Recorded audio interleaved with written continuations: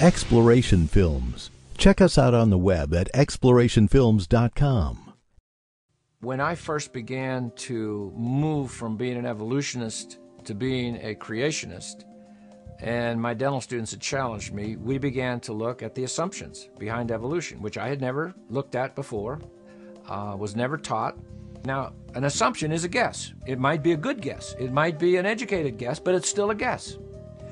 All right, so the first assumption behind evolution is that what they call spontaneous generation occurred. Now, all that is when they say spontaneous generation in this context, all that means is somehow dead chemicals came to life.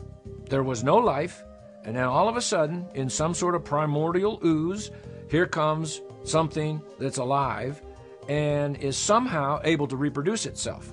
That's called spontaneous generation. Now, evolutionist Kirkett says that's an assumption. Now, why is that an assumption?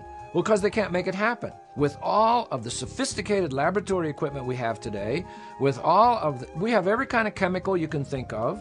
We have every kind of powerful computer. So on the campuses where I go, I'll say to the professors that are arguing against creation and for evolution, I'll say, okay, look, you've got those computers, you've got the laboratory equipment, you've got every chemical, mix them up, make it come to life. That's all you have to do. Because evolution assumes that that happened at one time in the past. All right, now, that's probably the first major assumption, that dead things can come to life.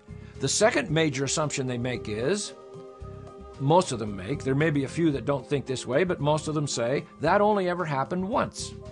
So now you have the dead chemicals, somehow they come, now they're alive, but it only happened once. Now, why would they say, and why would they assume, which they do, and that's how Kirkett words it, their second big assumption is, hey, it only happened once, life from dead chemicals. Now, why would they say that? Well, because it is the probability of that happening is zero.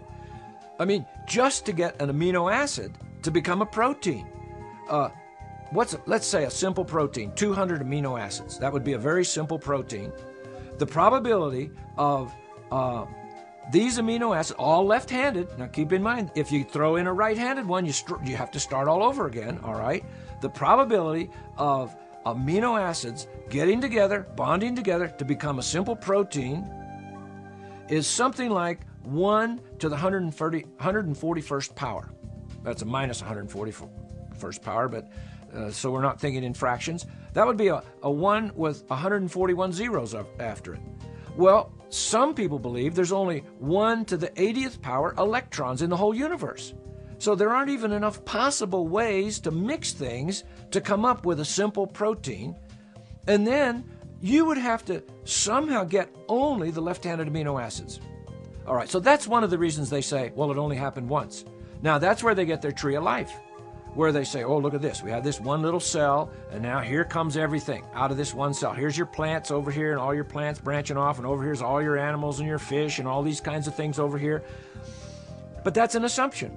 But once they make those assumptions, then another assumption is that viruses, plants, and bacteria and animals, they're all related. So, you look at your plant, and you say, well, Uncle Harry, how are you doing here? You see, because they're all related. We all came from that first cell, but that's an assumption. Now, what they do in the textbook is they'll draw these pictures of life, and they'll have a horse, and they'll have a fern, and they'll have a coelacanth fish down here, and they'll have man way up here, and then some pine trees over here. But they hook them up with lines, but there's nothing on the lines. Well, why is there nothing on those lines? Well, because those are the missing links. There's nothing there because there's nothing there. But that gives you a picture in your head. Oh, you see, these things are all connected. They're all hooked up.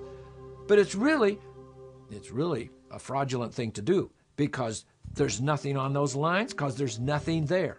So it's an assumption that there's things in here, in between, that hook them up. They aren't hooked up.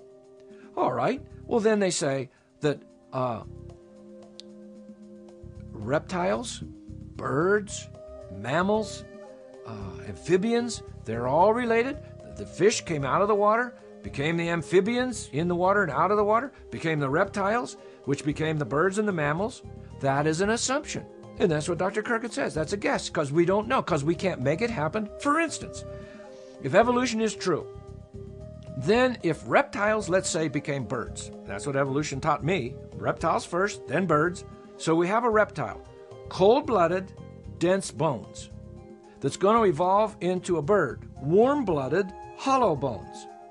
Now, is there any such thing as, let's say, a lukewarm-blooded, semi-dense boned creature that's in between reptile and bird? No. You either have a reptile or you have a bird. And what about Archaeopteryx?